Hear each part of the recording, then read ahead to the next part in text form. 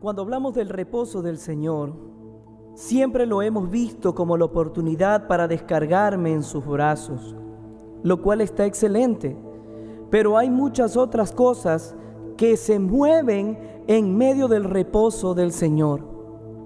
Por ejemplo, tenemos la confianza de su provisión, tenemos el descanso en su presencia, la manifestación de su sobrenaturalidad, salvación y fortaleza.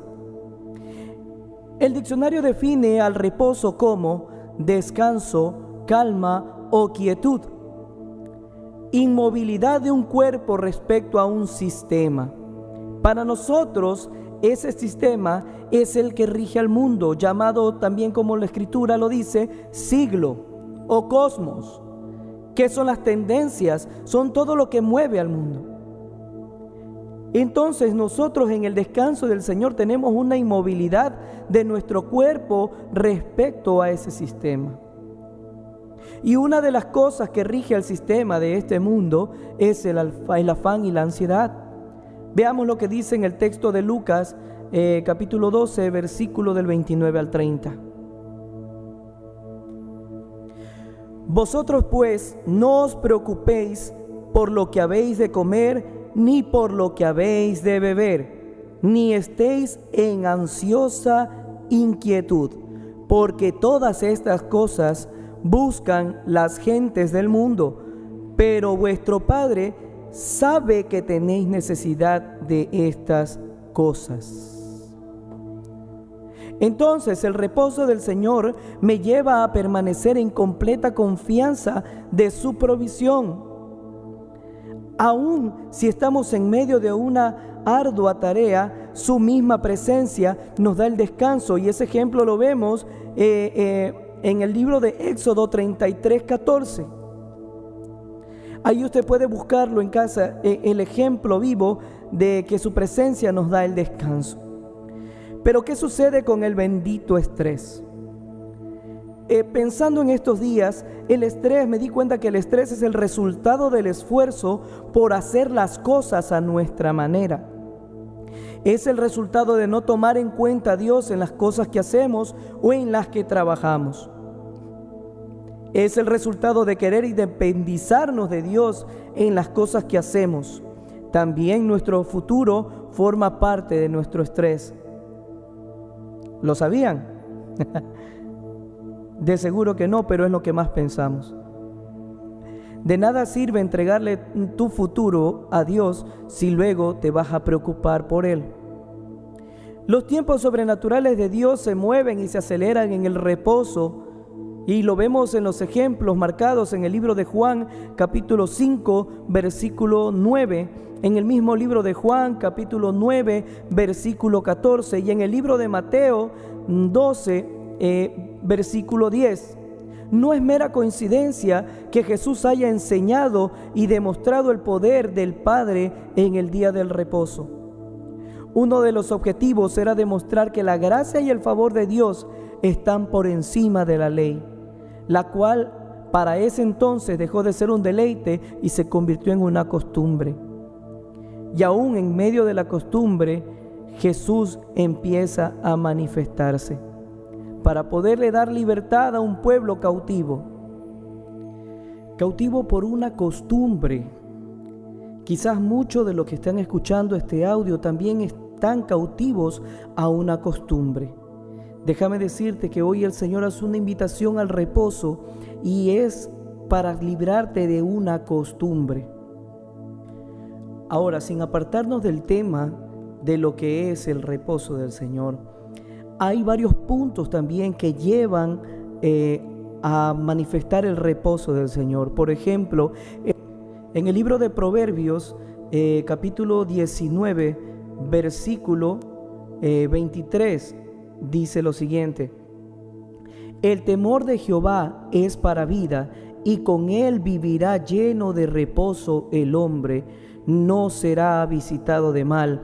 Vemos que el temor de Dios también nos produce ese reposo. Ahora, el temor de Dios también produce la salvación y la fortaleza, también se dan en ese mismo reposo, según el libro de Isaías 30, 15 dice: porque así dijo Jehová el Señor, el Santo de Israel: en descanso y en reposo seréis salvos, en quietud y en confianza será vuestra fortaleza, y no quisiste. Y es un llamado de atención del Señor, pero les está manifestando que precisamente en esa salvación, en esa fortaleza se da su reposo también. En el proceso, en el reposo y en la quietud, Dios se manifiesta. Según el libro de los Salmos, capítulo 46, versículo del 10 al 11, dice: estad quietos. Dios empieza haciendo un llamado diciendo: hagan un alto, estad quietos y conoced que yo soy Dios. Seré exaltado entre las naciones, enaltecido seré en la tierra. Jehová de los ejércitos está con nosotros, nuestro refugio es el Dios de Jacob. En el reposo, en esa quietud, Dios se empieza a manifestar. Hasta ahora hemos topado ciertos puntos que nos muestra algo más del reposo, pero veamos qué impide que entremos a ese reposo. ¿Por qué todavía como pueblo de Dios no podemos entrar en ese reposo completo, en aquella promesa de ese reposo? Existen algunos puntos de los cuales vamos a tratar en este audio. En Hebreos 3, en capítulo 3, versículo del 7 al 11, dice así: por lo cual, como dice el Espíritu Santo, escuchamos que empieza diciendo este texto: por lo cual, como dice el Espíritu Santo, si oyereis hoy su voz, no endurezcáis vuestros corazones, como en la provocación, en el día de la tentación, en el desierto, donde me tentaron vuestros padres, me probaron y vieron mis obras 40 años, a causa de lo cual me disgusté contra esa generación, y dije: siempre andan vagando en su corazón y no han conocido mis caminos. Por tanto, juré en mi ira: no entrarán en mi reposo. Uno de los impedimentos para entrar en el reposo es un corazón endurecido. Otro impedimento es probar a Dios para luego olvidarlo. Según el versículo 18 de este mismo pasaje, dice así: a quienes juró que no entrarían en su reposo, sino aquellos que desobedecieron. La desobediencia es otro impedimento hacia ese reposo. Y finalmente, el exterminio de todos los puntos es el versículo 19. Dice así: y vemos que no pudieron entrar a causa de incredulidad. La incredulidad, mi querido hermano o hermana que estás escuchando este audio, es uno de los puntos finales de tu fe. Habíamos visto hace un tiempo atrás sobre la cadena de operación de 3 espíritus, como lo son el temor, la duda y la incredulidad. Son espíritus que vienen atacando en cadena. El temor ataca 3 áreas específicas, que son el poder, que es el dunamis, poder sobrenatural de Dios; el amor, pero no cualquier amor, es el amor ágape, el amor de Dios; dominio propio, que es sofronismos, que viene de la combinación de sos, seguro, y fren, la mente, o sea, pensar seguro. Tener dominio propio es tener una mente segura de lo que Dios está haciendo. Ahora, dentro de las 3 áreas que ataca, vamos a ver lo que es el poder. Cuando ataca el poder sobrenatural de Dios que hay en nosotros, cuando el demonio del temor está en la vida del creyente, le quita el poder y lo lleva a una vida inútil e inservible.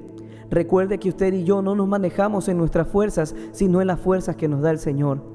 Cuando este espíritu del temor ataca en el amor ágape, que es el amor de Dios, trae celos, contienda y destrucción. La base de todos los dones es el amor, pero el temor provoca celos ministeriales, contiendas en el liderazgo y la destrucción del creyente y posteriormente de la iglesia. En cuanto al dominio propio, habíamos visto que se deriva de estas raíces sos y frem, que tiene que ver con pensar seguro. Una persona con temor es desequilibrada y pierde el control de sus emociones y puede llegar a la depresión, incluso hasta la locura. luego este espíritu de temor, una vez que ya ha empezado a atacar estas tres áreas específicas. ¿Y cómo sé que ataca estas tres áreas específicas? Veamos en el libro de Segunda de Timoteo, capítulo 1, versículo 7. Dice así: porque no nos ha dado Dios espíritu de cobardía, sino de poder, de amor y de dominio propio. Es por eso que el espíritu del temor ataca estas tres primeras áreas fundamentales, porque sabe que el espíritu que nos dio el Señor no es de cobardía, sino que tiene que derribar estos tres primeros pilares para poder avanzar. Y luego este espíritu le da paso a otro espíritu de un rango mayor a él, que es el espíritu de la duda. Muchos piensan que la duda es falta de fe y dan por concluida la cadena. Pero en realidad la manifestación de la duda es la disminución de la fe o poca fe. Veamos qué dice el libro de Mateo capítulo 14, versículo del 30 al 31. Dice así: pero al ver el fuerte viento, tuvo miedo y comenzando a hundirse dio voces diciendo: Señor, sálvame. Al momento Jesús extendió la mano, asió de él y le dijo: hombre de poca fe, ¿por qué dudaste? Muchas veces Dios tiene que confrontarnos con una realidad para poder producir ese cambio en nosotros. Quizás fueron las palabras más duras en ese momento para Pedro, un hombre que estaba caminando en lo sobrenatural de Dios, porque pidió que si él era el maestro, que por favor le diga que vaya, y él iba a caminar sobre las aguas. Muchos de nosotros nos hemos quedado a la puerta de lo sobrenatural de Dios, nos hemos quedado caminando en lo sobrenatural de Dios, pero cuando vemos los vientos contrarios, cuando vemos que el terreno que estamos pisando no está en nuestra lógica, empezamos a hundirnos, y es cuando empieza a atacar el espíritu de la duda. Es por eso, mi querido hermano o hermana, que ese espíritu de duda no se queda tranquilo. El exterminio de la fe es lo que busca el enemigo, y por eso finalmente le da el paso a la incredulidad.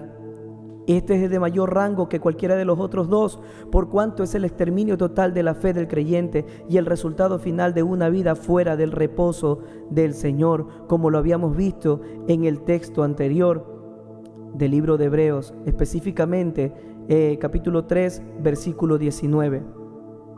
Ahora, en el mismo capítulo del libro de Hebreos, capítulo 4, versículo del 1 al 3, dice así: temamos pues, no sea que permaneciendo aún la promesa de entrar en su reposo, alguno de vosotros parezca no haberlo alcanzado. Porque también a nosotros se nos ha anunciado la buena nueva como a ellos, pero no les aprovechó el oír la palabra, por no ir acompañada de fe en los que la oyeron. Pero los que hemos creído entramos en el reposo, de la manera que dijo: por tanto juré en mi ira, no entrarán en mi reposo. Qué importante que es para el creyente mantener una vida de fe, mantener cultivada específicamente la fe, no dejándose atacar por estos tres demonios, estos tres espíritus inmundos, como son temor, duda e incredulidad. Ahora, las circunstancias pueden hacer que nosotros dobleguemos un poco el brazo, pero recuerden, mis amados hermanos, que no estamos completamente vencidos. Siempre tenemos al grande, al gigante, a Jehová de los ejércitos frente de nosotros. Ahora, en el versículo 6 y 7 hay un dato muy especial. Dice: por lo tanto, puesto que falta que algunos entren en él, y aquellos a quienes primero se les anunció la buena nueva no entraron por causa de desobediencia.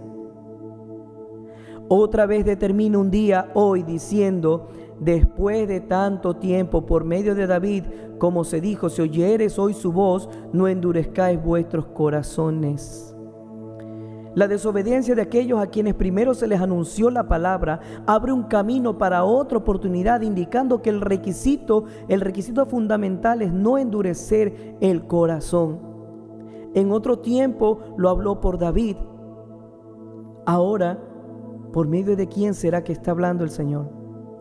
Veamos lo que dice el versículo 9 y el versículo 10. Dice: por tanto, queda un reposo para el pueblo de Dios, porque el que ha entrado en su reposo, también ha reposado de sus obras como Dios de las suyas.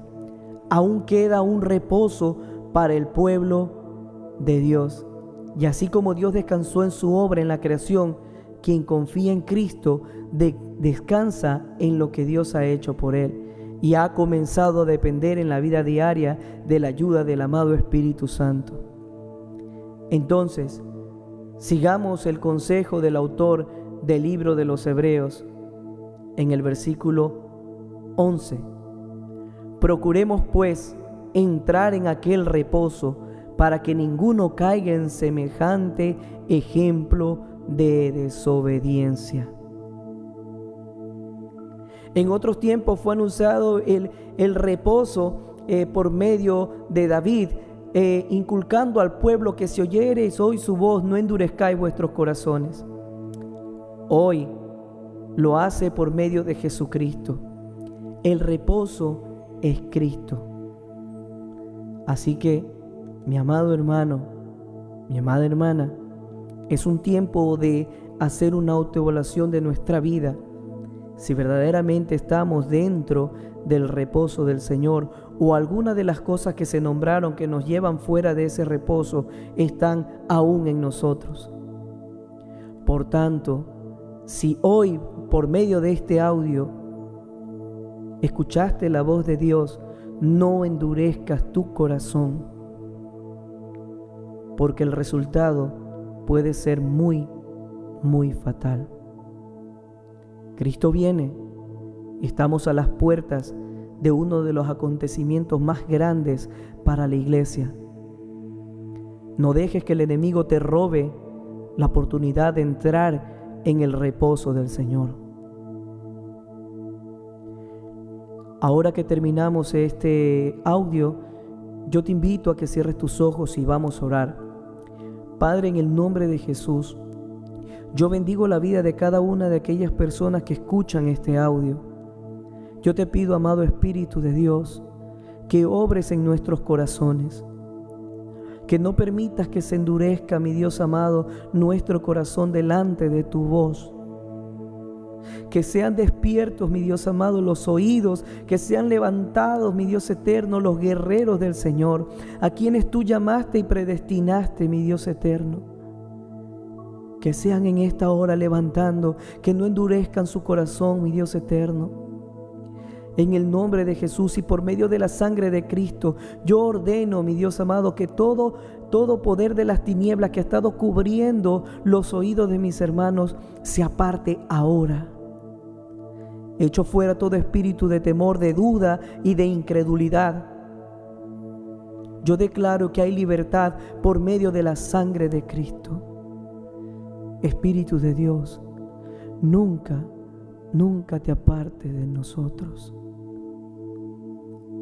Es momento de entrar en el reposo del Señor. Deja que el Espíritu de Dios obre en tu vida. No lo contengas, no lo detengas, no intentes que calle. Padre, te pedimos que ángeles guerreros acampen a nuestro alrededor. Vuelve a levantar a tu iglesia, Señor. Vuelve a levantar a tu novia. En el nombre de Jesús te lo pedimos, Padre, y te damos gracias, Señor. Amén.